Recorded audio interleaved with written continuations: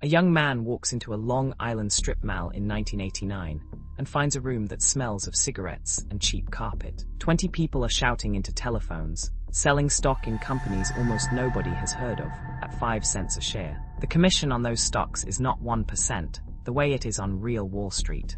It is 50. He watches for a few minutes, does the arithmetic in his head, and understands something the men in that room do not. The pitch is not the problem. The customer is. And in that moment, Jordan Belfort decides who he is going to sell to instead.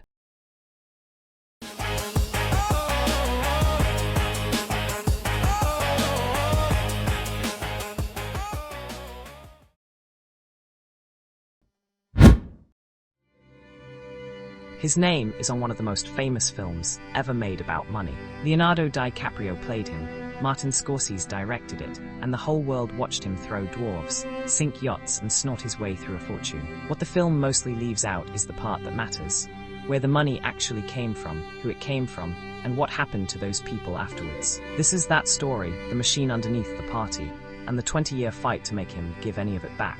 Belfort did not invent the boiler room. He inherited it.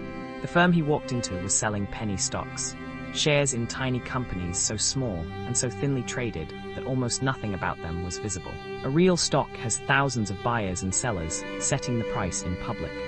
A penny stock might have one broker who effectively controls it. That difference is the whole game, because if you control the supply, you control the price. The men in that strip mall were selling those stocks to working people, plumbers, mechanics, retirees, for a few $100s a time. Belfort's insight was that the same pitch, delivered with the same script and the same conviction, could be pointed at people with vastly more money. Doctors, business owners, the comfortably wealthy. Same product, same 50% commission, but 100 times the ticket size. The training is worth pausing on, because it is the part that scaled. A boiler room does not run on talent. It runs on a script.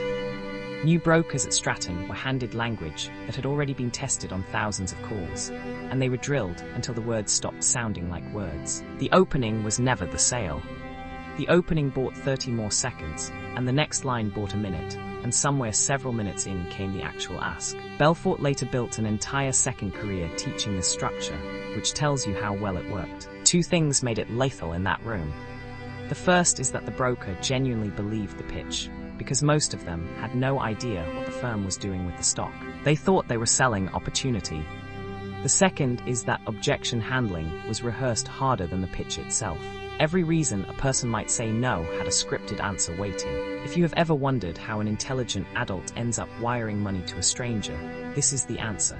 They were not out-argued once. They were out-argued 12 times in a row by someone who had heard their exact objection 1,000 times before. In 1989, he founded Stratton Oakmont.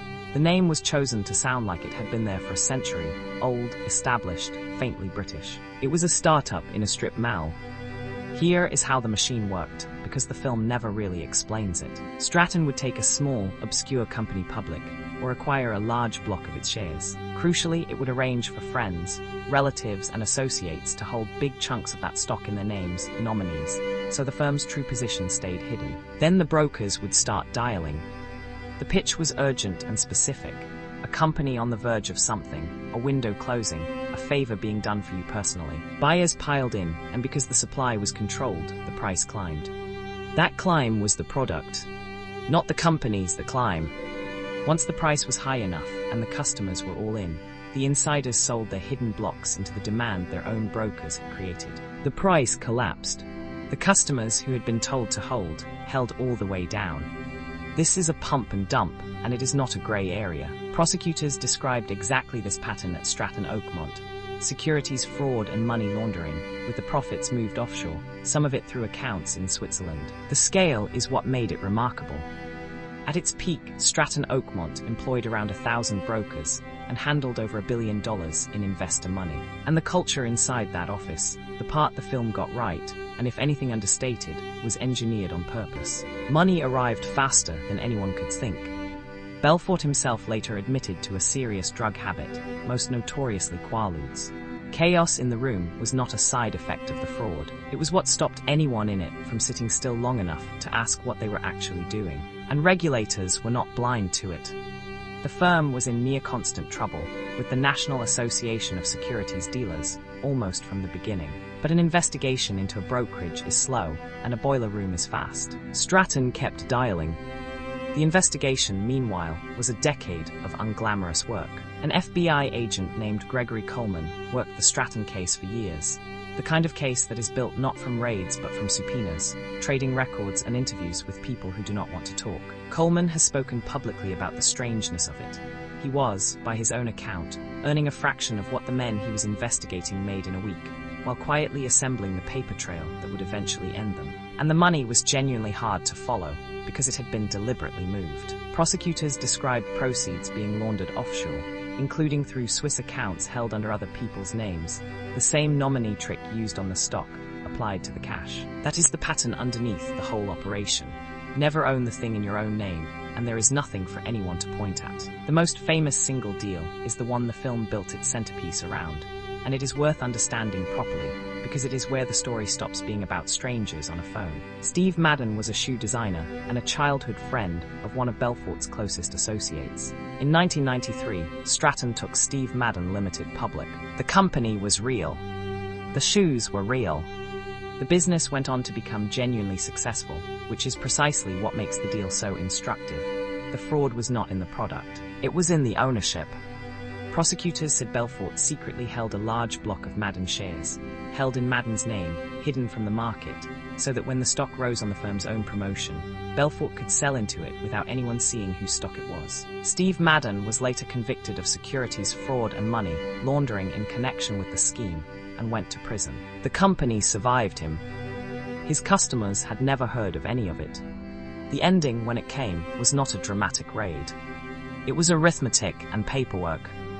By the mid-90s, the regulators finally closed in. In 1994, Belfort was barred from the securities industry for life, and Stratton Oakmont was expelled and shut down in 1996. Federal prosecutors kept going, and in 1999 he was indicted and pleaded guilty to securities fraud and money laundering. Then he did the thing that shortened his sentence more than anything else. He cooperated. He wore a wire. Belfort recorded his own colleagues and friends, and that testimony helped convict a long list of people he had worked beside for a decade, including, according to prosecutors, the man he had been closest to in the business. He was sentenced to 4 years. He served about 22 months. And this is where most retellings stop, because the film stops here too, with a man walking out, writing a book, and selling seminars on how to sell. But the sentence was only half of it. The other half was the money. The court ordered Belfort to pay restitution of roughly $110 million to around 1,400 victims. Not a fine to the government. Money owed back to the people whose savings had gone into stocks that were engineered to collapse. The repayment has been contested for over 2 decades. Prosecutors at one stage accused him of failing to keep up with the payments required of him. Belfort has disputed how the government handled the process, arguing at various points that he had paid more than he was credited for, and that the case was mismanaged. Years after his release, well over half the money was still outstanding. Meanwhile, the film came out, and something strange happened to his reputation. Being a spectacular fraudster became a career. He toured the world selling sales training. The man who built a machine to separate people from their money now charged people money to learn how he did it. Some of his victims watched that happen from houses they had remortgaged. So what is the lesson underneath the yachts? The first is that the fraud never lived in the pitch. It lived in the ownership, the hidden blocks held in other people's names. Everything the customer could see was theater. The only fact that mattered was invisible to them by design. The second is that the product was never a company. It was a rising line on a screen, and the line rose because the seller controlled the supply. Any market thin enough for one player to control is a market where the price is a claim, not a fact. The third is the one people find hardest. The victims were not fools. They were doctors and business owners, people who were successful precisely because they trusted their own judgment. That confidence was the target. A cold call does not work on someone who thinks they can be fooled. And the last is simply the arithmetic of consequences. 22 months served. $110 million ordered. 2 decades of argument about how much of it ever came back. The party was 3 years. The invoice is still open. If you want more of these, the collapses, the frauds, the people who ran them, this is what this channel does. Subscribe and I'll see you in the next one.